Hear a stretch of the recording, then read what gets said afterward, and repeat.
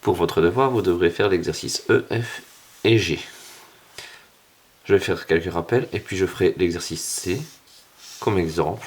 Si vous avez des questions, n'hésitez pas à m'envoyer un message ou à les écrire sur la page des 3C. N'oubliez pas que je peux refaire une explication pour n'importe quel point de matière précédent, mais si vous ne me demandez rien, c'est que ça va. J'attends les devoirs, j'ai reporté la date jusqu'à mardi. Bon travail. Pour additionner ou soustraire des fractions, on va partir d'un exemple. Imaginons l'exemple 5 sixièmes plus 14 vingtièmes. Première étape, simplifier si possible les fractions. La première fraction ne se simplifie pas. La deuxième, 14 et 20, on peut simplifier par 2, ce qui donne 7 et 10. Donc on obtient plus 7 dixièmes.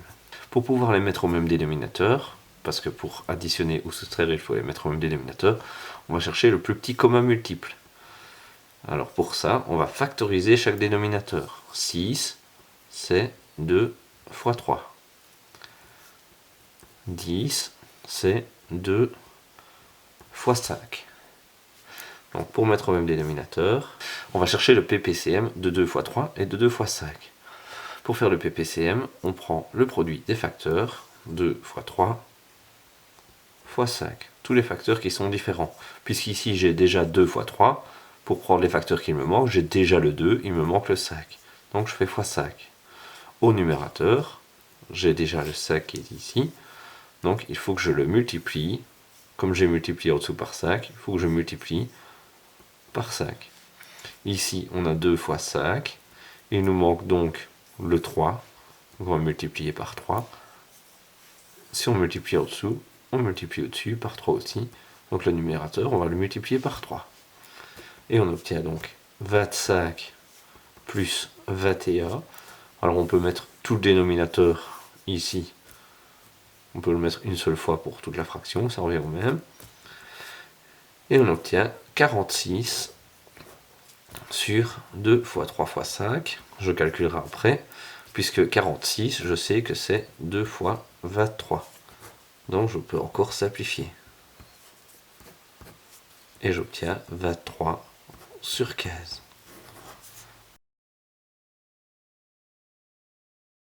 Pour les fractions rationnelles, c'est la même chose. Il faut d'abord commencer par établir les conditions d'existence. On ne peut jamais diviser par 0. Donc les dénominateurs doivent être différents de 0. Pour résoudre une équation comme ça, on applique d'abord la factorisation. Pour factoriser, on regarde si on peut mettre en évidence. Ici, on ne peut pas. Ensuite, on essaye de trouver une factorisation possible. Puisque ce n'est pas à produire marquable, on peut utiliser la méthode d'Horner. Les diviseurs de 12, on a 1, 2, 3, 4, 6 et 12. On va chercher une valeur qui annule ceci.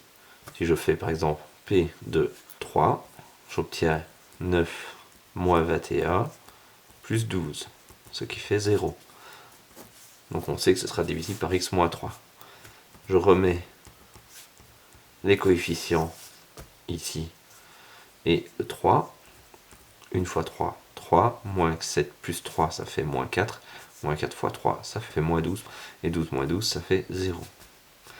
Donc, le polynôme qu'on avait peut se factoriser sous la forme x moins 3 fois x moins 4, qui doit être différent de 0.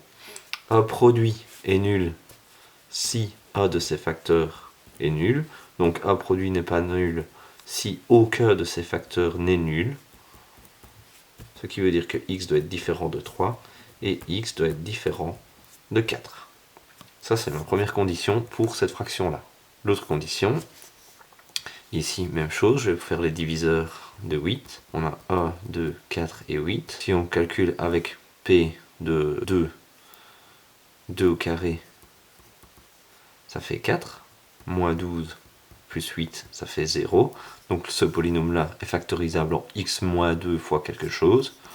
Pour trouver l'autre polynôme, on utilise la méthode d'Horner. 1 fois 2, 2, moins 6 plus 2, moins 4, moins 4 fois 2, moins 8.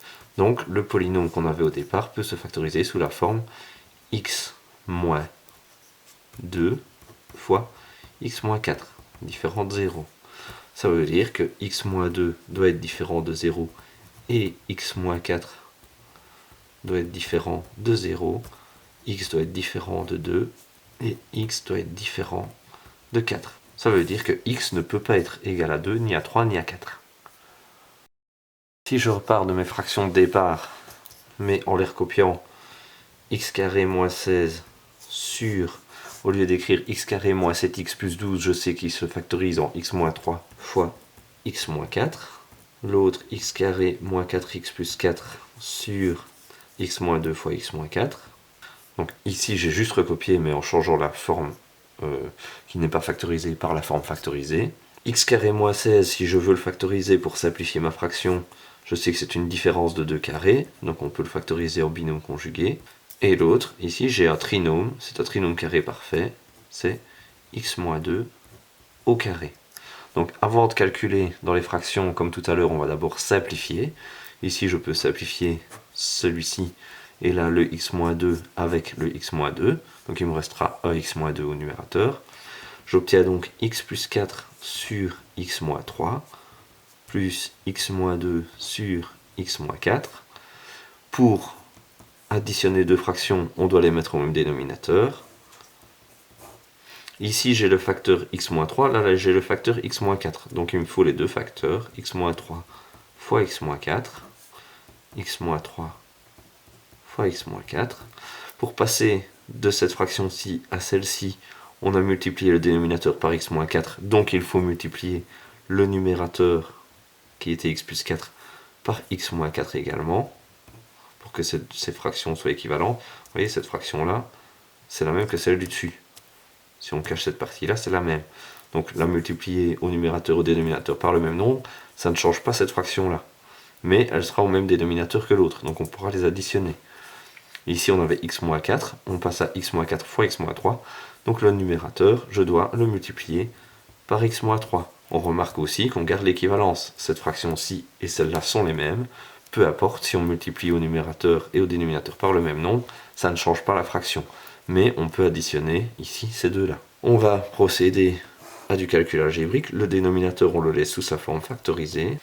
Ici, x plus 4 fois x-4, on revient, puisque ce sont des binômes conjugués, à x carré moins 16. Ici, on va distribuer x fois x, ça fait x carré, moins 2x, moins 3x, plus 6. Si on calcule, on obtient x carré plus x carré, ça fait 2x carré. Moins 16 plus 6, ça fait moins 10. Et moins 2x, moins 3x, ça fait moins 5x sur x moins 3 fois x moins 4. Ici, je peux m'assurer qu'on ne sait pas simplifier parce que je peux remplacer le x par 3. J'obtiendrai 2 fois 9, 18, moins 25, ça ne fait pas 0. Si je remplace par 4, 2 fois 16, 32, moins 10, moins 20, ça ne fait pas 0 non plus, donc on ne saura pas simplifier. C'est le résultat final.